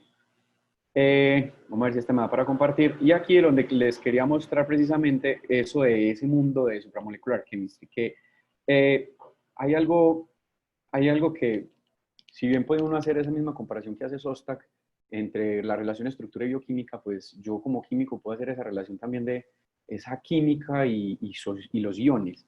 Aquí muestran así, pues de manera de gráficos, cómo se pueden hacer ensambles de compuestos orgánicos y de diferentes formas utilizando las propiedades de o los enlaces hidrógeno-hidrógeno, puentes de hidrógeno o solamente ion dipolo-dipolo, dipolo inducido, unas fuerzas que llaman fuerzas de Van der Waals, que son fuerzas débiles, no son enlaces covalentes y que usan iones metálicos para poder hacer esas coordinaciones. Entonces, vamos a ver si acá ustedes me están viendo la presentación, pues Sí, el YouTube. sí. Si quieres, ponlo grande. Bien. O sea, los químicos que trabajan acá, pues están logrando hacer modelaciones con compuestos para hacer figuras, formas, y hubo una muy bonita, ojalá la logro encontrar acá, Son fuerzas dentro de de Van ellas der Waals. Son con fuerzas de Van der Waals. fuerzas débiles. Esta, por Wow. ejemplo, es uno de un químico sintético que de por sí, pues, ya voy a aclarar, reprocha mucho a los que trabajan en síntesis de origen de la vida, porque ellos dicen que se llama James Tour, y él los reprocha sobremanera porque dicen, todavía no han hecho nada, todavía no han inventado nada, todavía lo que están haciendo es simplemente purificar compuestos y tratar de hacer un RNA, pero él hizo este carro molecular eh, y la ventaja pues es que esto se puede transportar, este carro molecular se transporta así, se mueve por diferencias de potencial eléctrico. Y Y todos son iones, son ¿qué esto tipo? es, no, ven, pero no recuerdo cuáles son los compuestos, pero todo esto es un compuesto orgánico. Ujú. O sea, Todo esto es carbón. un compuesto, sí, compuestos orgánicos, pero no recuerdo cuáles en particular. Ok. Yo quería mostrarles, era el más bonito, que es que me pareció impresionante. Venga, porque es que el paper se llama es que origami DNA y hacer, Qué nota de nombre. logran hacer una figura de un colibrí con una flor y son doblamientos de DNA. Es que es impresionante. Entonces, tal vez lo que nos falta es conocer un poco o explorar mucho más de esta química para poder explicar. Mírenlo acá. Wow. Una de mis proteínas favoritas se llama la ATP sintasa, literal. Es un motor, verdadero motor. Aunque pues hay motores más pequeñitos en bacterias, ¿no? Pero me parece genial pues que lo podamos sintetizar así todo sencillo, pero para los que escuchen, para que busquen ahí en YouTube, Sí, la ATP sintasa. Y esto, John y Sebas y todos, me recuerda también que no podemos seguir pensando el RNA como una simple cadena, sino que el RNA tiene muchas formas en el espacio, formas que incluso en el origen de la vida pudieron haber sido muy, muy, muy variables. Una diversidad tan alta, con una capacidad de interactuar con aminoácidos que tenía la capacidad de ser enzima, ¿cierto? De mediar en procesos de reacciones químicas. Sí, entiendo. Pero entonces, bueno, el debate a mí que siempre me ha quedado es que no he visto un paper en el que relacione información-estructura. Es decir, ¿por qué RNA tomó la decisión de almacenar información? No, Pues, espérate. ¿cómo explicar ese? Tomo la decisión. Sí, pues favorecido termodinámicamente, qué pena. Epa. Sí, sí, No, no es esa intención, sí. yo insisto, Es que Lo suena hay. en el juego, sí, sí, es cierto. Sí lo hay, insisto en sí el lo juego de hay. imanes. Insisto en el juego de imanes de nubes moleculares. Entonces, pensemos en el RNA que ciertas cadenas de nucleótidos del RNA pueden atraer electromagnéticamente las nubes electrónicas de ciertos aminoácidos y no de otros, ¿cierto? Y entonces ahí es donde va a facilitar que los aminoácidos unos con otros se empiecen a unir, empiecen a formar enlaces peptídicos, ¿cierto? Y empiecen Sí, a formar proteínas. Pues no, o sí, no proteínas, sino pequeños péptidos. Pero es un eso es juego de claro para mí, probabilidades. eso es claro para mí, Andrés, pero eso sería el mero control. Mero control, es decir, estoy haciendo réplicas de RNA. Pero ya el siguiente control es el control genético. No, pero estamos hablando de lo mismo. Ese es el control genético. Es que el código genético son precisamente esas cadenas de nucleótidos dentro del RNA. Si hay una cierta secuencia de nucleótidos dentro del RNA, ahí hay un codón y después otro codón y después otro codón. Ese es el código genético en el RNA. Y eso se va seleccionando por probabilidades. Muy difícil, sí, muy difícil. Yo sé que la emergencia es, es muy difícil, pero esas estructuras empiezan a volverse más estables en el tiempo y a ser más atractivas entre RNA y proteínas, o RNA y péptidos, empiezan a ser más estables y esos, las que son más estables son las que más van a durar en el tiempo y cada vez se van a complejizar más. Sí, Y ahí está el darwinismo también. es Ajá. que vuelvo e insisto, eso es toda la explicación, incluso la que hace Morowitz y la que hace Sostak. Encontraron estas relaciones, y de ahí para adelante, las siguientes explicaciones que son más complejas las dejan a cargo de la evolución darwiniana. Pero, pero bueno, tal vez no hemos visto papers acá en los que nos diga el RNA empezó a ser RNA, pero es que pudo haber hecho secuencias de solo G o solo C, o solo, pues, de acuerdo a los trabajos de Sostak, son más viables esos que las mezclas. Entonces, ¿en qué momento? Bueno, listo, que se haya creado la ribosima, porque además se tiene que plegar, ¿cierto? Entiendo que es así. O sea, esa estructura no solamente es una hebra lineal de RNA, sino que se tiene que plegar y después servir como replicadora. Listo, empieza a replicar. Pero hace réplicas de cosas funcionales o cómo son favorecidas termodinámicamente para que haga cosas funcionales.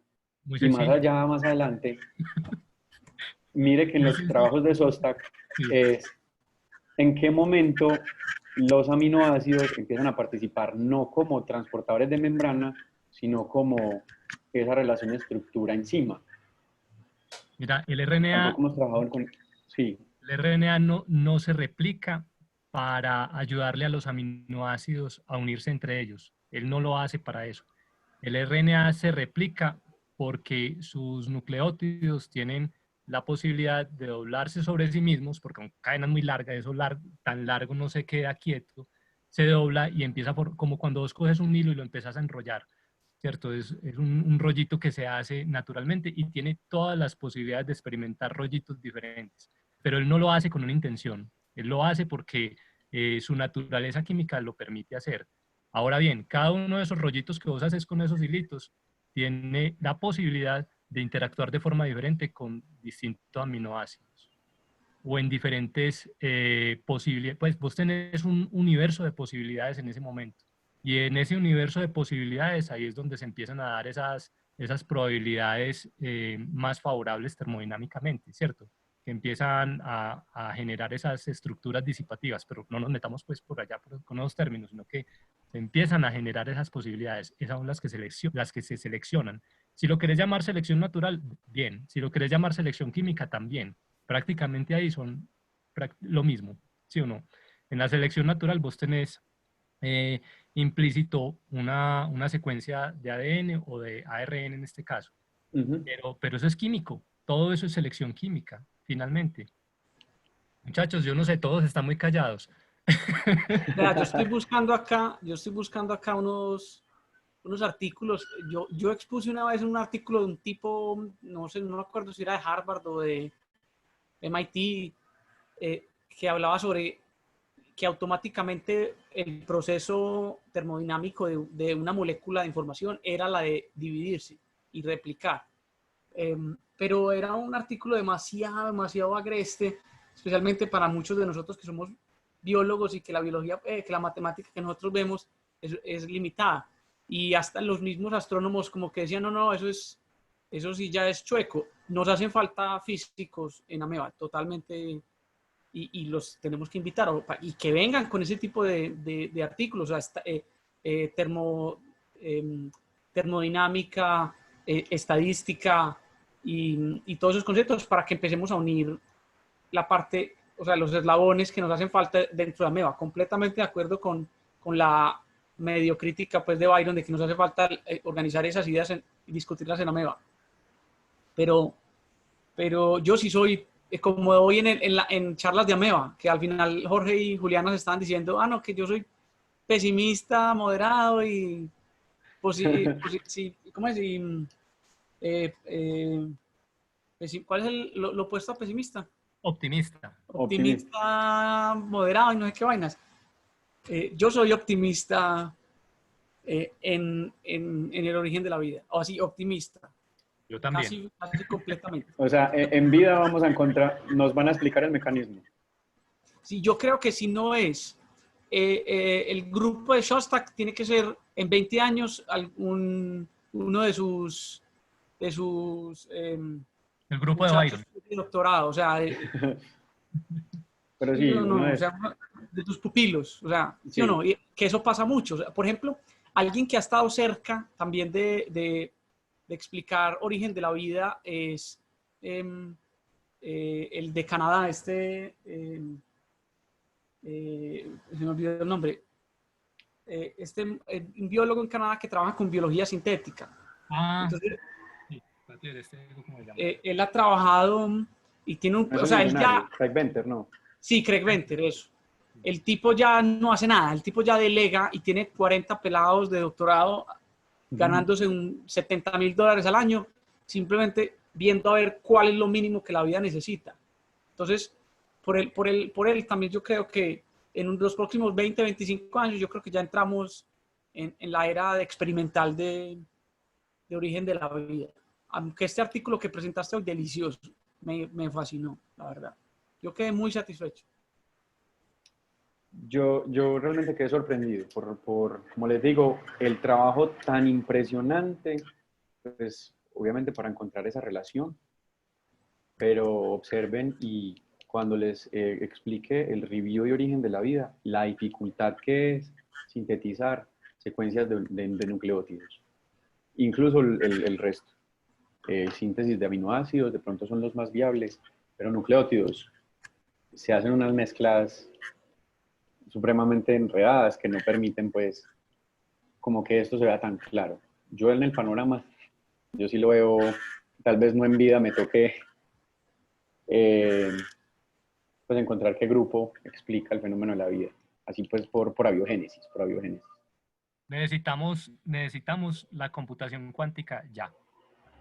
La computación cuántica nos va a permitir modelar todas las posibles moléculas, y, bueno, no todas, pero un universo gigantesco de estructuras con nucleótidos y luego con interacciones con aminoácidos. Hay que poner a correr un computador cuántico ya con esos modelos. Pues, porque si vamos a quedar en el laboratorio mezclando aminoácidos, pues el proceso, vamos a llegar a él tarde que temprano. Es como cuando preguntaron por ahí en una conferencia, recuerdo, ¿qué hubiera pasado con la teoría de la relatividad si Einstein no hubiera existido?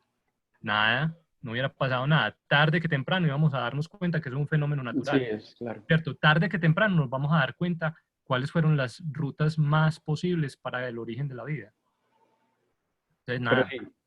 si nos Bueno, falta no sea tan esa pesimista, interacción. hermano. Usted va a ser el grupo que va a descubrir esas rutas. Va, póngale fe. Seguridad. John, Para ganarnos ¿vos sos el más pre- teórico o si te gusta hacer experimental? Pues bueno, no, yo realmente no trabajo pues en laboratorios, pero me gustaría también ser experimental. Teórico sí, sí 100%, pero también me gustaría ser experimental. Es lo que pues, yo trabajo. Se te dañó, Se fue. te dañó Se el fue el audio. micrófono. ¿Moviste el micrófono y se dañó? No. Se te fue. Yo creo que te va a tocar hablar sin micrófono. Puede ser el micrófono. A mí me gustaría en este punto retomar la pregunta de Daniel, porque es que el asunto de los virus, creo que también, pues yo no sé si ustedes consideran que los virus estuvieron en el origen de la vida, pero estoy más inclinado a que son tan complejos, que tal vez son mucho más modernos en la historia de la vida en la Tierra. Daniel, ¿por qué preguntaste eso? Ya Daniel se fue ¿Se fue? Ah, y se tuvo que ir. bueno, qué lástima. Eh, Gabriel.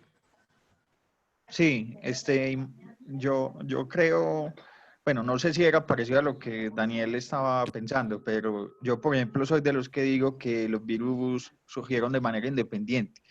Lo hablaba el otro La día en vida el grupo. 2.0. Sí, que habían dos, digamos, se podría considerar como, digamos, la vida celular como un tipo de vida y los virus como otro tipo de vida. O digamos algo diferente. Eso era lo que estábamos hablando, no me acuerdo si fue la vez pasada o fue en el chat, no recuerdo bien, pero yo estoy más con esa porque, bueno, la verdad a mí también me parece que son de pronto son muy simples estructuralmente, pero en realidad son muy avanzados, llegan a tener habilidades muy extrañas y y funcionan totalmente diferente a una célula, más sin embargo tienen todo lo que se supone que debería de cumplir algo celular para, por lo menos en cuanto a su metabolismo. No sé los virus cómo irían ahí, porque sabemos que pues necesitan un huésped para hacer virus y para poderse reproducir. Pero digamos que esa también en realidad es una ventaja de ellos. Cuando no están en esa fase, están en su fase de virión y de hecho eso es lo que los hace más exitosos. Muchos incluso dependen más del medio ambiente que de lograr llegar a una célula, porque si el medio ambiente bueno, medio ambiente no, el ambiente, decir medio ambiente también es como muy raro, es como repetir, pero bueno, si el ambiente es lo suficientemente bueno para el virión, ese se va a mantener ahí, digamos, estable hasta que se le dé la oportunidad. Laura, ¿por qué no Laura, eso nos le iba a cuentas? decir yo, le iba a decir yo. Activa tu micrófono y tu cámara y cuéntanos lo que opinas. Laura es la que tiene que meter aquí la gran cucharada porque ella es la que más ha estudiado biología probiótica. ¿Qué dije yo? Biología probiótica. Pues Sí, bien, química mecanismos prebiótica. probióticos. Bien. Biología, prebiología. Tal cual. Laurita, ¿dónde andas? Es, Pues me parece... es que está como muy intermitente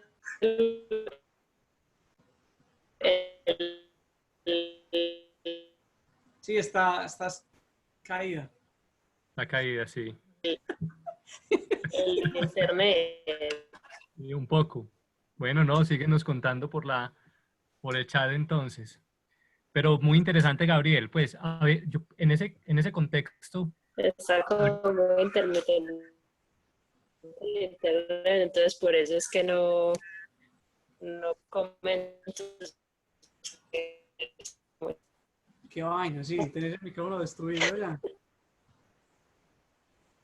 Pues ahorita hablábamos de la posibilidad de ensamblar aminoácidos, ¿cierto? Qué tan viable es que estructuras geométricas muy grandes, como lo son los virus, porque no son para nada chiquitos, son muy grandes, estructuras geométricas se ensamblen solas con aminoácidos?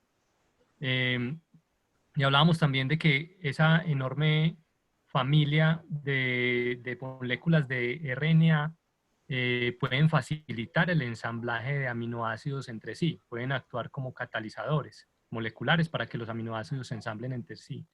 Entonces, pero el problema es cómo un RNA se ensambla solito, ¿cierto? Ya sabemos que un pequeño RNA puede ser autorreplicable, él mismo puede ensamblar copias de sí mismo y empezar a aumentar. Entonces, definitivamente es más probable que haya sido el RNA el que ayudó a que todo esto sucediera. Sin embargo, el RNA es muy delicadito. El RNA en un ambiente acuoso se desbarata muy fácil, necesita una protección. Y en ese orden de ideas, podría haber sido mucho más fácil que una membrana lipídica protegiera el RNA mientras que hacía copias de sí mismo, y mientras que ese mismo RNA empezara a ensamblar estructuras geométricas con aminoácidos, que serían en este caso los previrus, ¿cierto?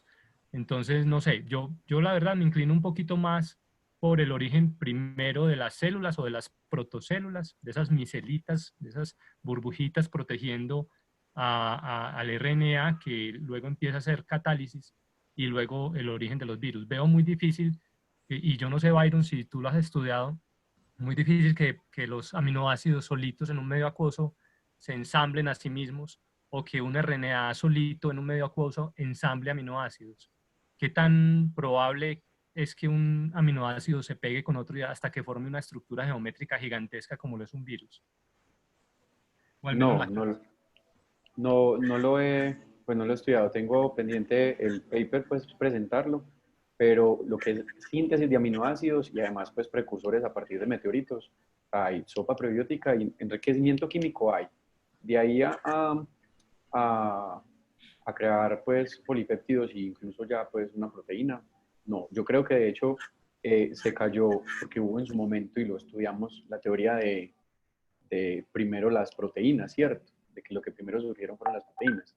Y eso ya ahora no está como muy de moda. Puede ser que precisamente sea difícil porque básicamente las proteínas tienen varias estructuras, la primaria, la secundaria y terciaria, y además estas cuaternarias que son mucho más funcionales. Pero pasar pues de la estructura secundaria a la terciaria, eso no es fácil, ¿cierto?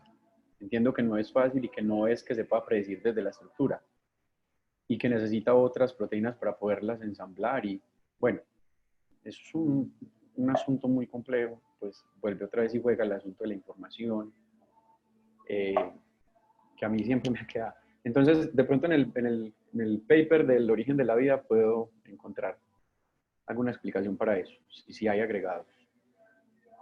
Muchachos, si podríamos de pronto hacer una recapitulación, vamos a hacer un salto en el tiempo un poco más adelante para pensar ya en Luca, ¿cierto? Ya cuando se dieron todos estos experimentos micelares, cuando el RNA pudo construir un montón de péptidos y proteínas diferentes, ¿cuáles creen ustedes que fueron fundamentales las rutas metabólicas que sí o sí tiene toda célula, como para que las enumeremos acá? Las del origen, las de Luca, esas rutas metabólicas que todavía conservamos todos los seres vivos, una bacteria, un árbol, un animal. ¿Cuáles son esas rutas? Porque eso nos ayudaría a rastrear el origen de Luca y el origen del ADN también, en algún momento. Se voy a decir algo muy positivista científico, o sea que me lo pueden criticar, pero creo que nos hace falta sistematizar, o sea, segmentar en la química prebiótica todos los posibles procesos uno detrás del otro, ¿cierto? No necesariamente con emergencia, pero sí como vinculados. Lleguemos de pre-Luca a Luca, ¿cierto? Como si fuese periodo de este periodo y este periodo y este periodo. Ve, mira, el ARN, si damos por hecho de que era la información, era la molécula primordial que tenía la información genética, le dio paso, le cedió el paso al ADN, ¿sí o no? El LUCA, si no estoy mal, tiene como predilecto al ADN que al ARN. Entonces, los mecanismos de replicación del ADN son diferentes a los mecanismos del ADN, ¿cierto? ARN y ARN, pues son ya mecanismos separados. Obviamente no hay núcleo, entonces todo pues eso es un citosol con concentraciones y con la capacidad de regulación de iones dentro del citosol, dentro del citoplasma, pues. Glicólisis, pues es que la glicólisis es como muy natural. O sea, vos tenés una glucosa y automáticamente ya se rompen dos en el agua, o a veces pues se abre, se cierra, se abre, se cierra.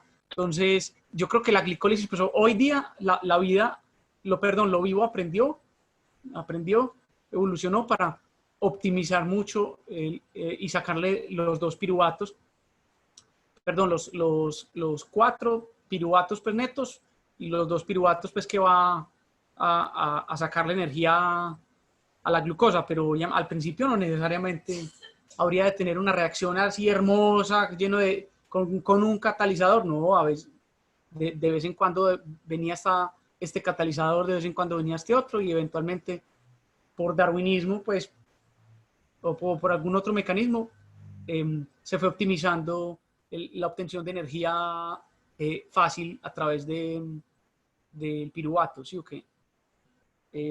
Hay que sumarle a la generación de nuevos ácidos y fosfolípidos, ¿cierto? De nuevos ácidos grasos y fosfolípidos.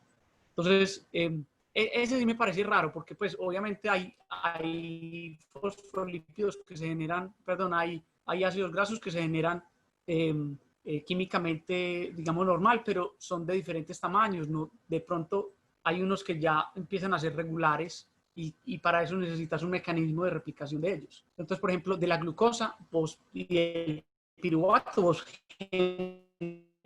generas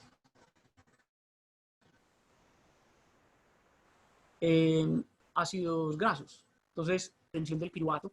Yo había leído hace mucho rato, en la universidad yo había leído que es posible encontrar piruvato libre en un medio, pero la vida como que de alguna manera coge lo que ya es piruvato. Si digamos yo a una célula le doy piruvato, ella coge el piruvato y lo vuelve glucosa para después volverlo piruvato. O sea, como que de alguna manera aprovecha, no digo aprovecha, como que no comprende que el piruvato, si ya está listico, yo lo puedo meter a todos los ciclos bioquímicos que hay, pero no. Sí, como que ella interpreta, tengo piruvato de sobra, guardémoslo en forma de glucosa, pero como que no dice aprovechemos y hagamos lípidos, aprovechemos y hagamos proteínas pues por estas rutas y lo que sea. Y ya obviamente pues lo que decía Gabriela ahorita, ¿no? Las proteínas puede que no sean iniciales como él escribió ahí en el chat, pero una proteína, y como decía Byron, una proteína con una estructura precisa, delicioso, un citoesqueleto, por ejemplo las cianobacterias, que obviamente ya están mucho más alejadas de LUCA. Una cianobacteria tiene citoesqueletos que generan unas invaginaciones, unos chupos dentro de la membrana, de tal manera que aumenta la superficie membranosa y que tiene una bacteria. ¿De qué le sirve una bacteria aumentar la superficie? Si no aumenta la superficie externa, la célula facción de afuera, pero internamente le estoy dando más lugar a que las proteínas tengan espacio donde reaccionar, donde introducirse entre la membrana, las proteínas que tienen reacción, a veces el ADN pues se pega a la membrana, etcétera, etcétera. Entonces, sí es ventajoso tener estructuras internas de citoesqueleto similar, ¿cierto? De una vez para que se lleve esto a YouTube, en los años antes de los 90 y los libros de biología decían que las bacterias, los procariotas no tenían citoesqueleto, pero hoy día sabemos que sí, las eucariotas hoy sí tienen mucho citoesqueleto, y en cantidad y en diversidad, pero las bacterias sí tienen algo similar, ¿cierto? Por ejemplo, las bacterias móviles, las que tienen el flagelo o cilio, eso es una forma de estructura citoesquelética, pero por fuera, ¿no? Entonces, esquelética, pues digámoslo así. Ese también es una ventaja evolutiva tenerla. Entonces, Luca no sé si tendrá flagelo, pues es una buena pregunta, quizás. Creo que no, creo que los flagelos aparecieron en LECA, o un poquito más modernos, y aparecieron dos. ¿En serio? Dos flagelos, y parece que ese flagelo es el papá del flagelo de todos los espermatozoides animales. Después les muestro el artículo. Es bonito. Hermoso. Sí. Gracias, ahí aprendí algo nuevo, no tenía ni idea. Sí. Bueno, yo con ese flagelo, pues con esa descripción de flagelos en particular, ese es que encontré ese video en YouTube de este químico sintético James Tour, que es pues como, o sea, el tutas de aguas en sintética, en química sintética, y reprocha, pero mucho, demasiado, a quienes estudian y le tira muy duro a Szostak. Y uno de los ejemplos que él dice que la evolución a nivel molecular, a nivel químico no existe, es precisamente cómo se desarrolló ese motor del flagelo. Y muestra pues el motor, cómo es que funciona un flagelo. Y la verdad que las componentes pues de sus partes tienen que ser todas integradas como que al tiempo, no es que se le vea Ese es creacionista. un proceso, sí, y es creacionista. Entonces, el argumento problema, del lobo. el problema del señor es que él ya después sí se desvía completamente con otras, pues con sus propios intereses, pero sí se basa en su experiencia científica. Muy bien, muchachos. Es verdad. Es complejo. Esos mecanismos químicamente son bastante complejos. Pero una vez son brutalmente exitosos. Bueno, yo creo que ya se nos acabó el tiempo. No sé, Byron, si tenés algo más para contarnos para cerrar, de pronto alguna conclusión de todo lo que hemos dicho.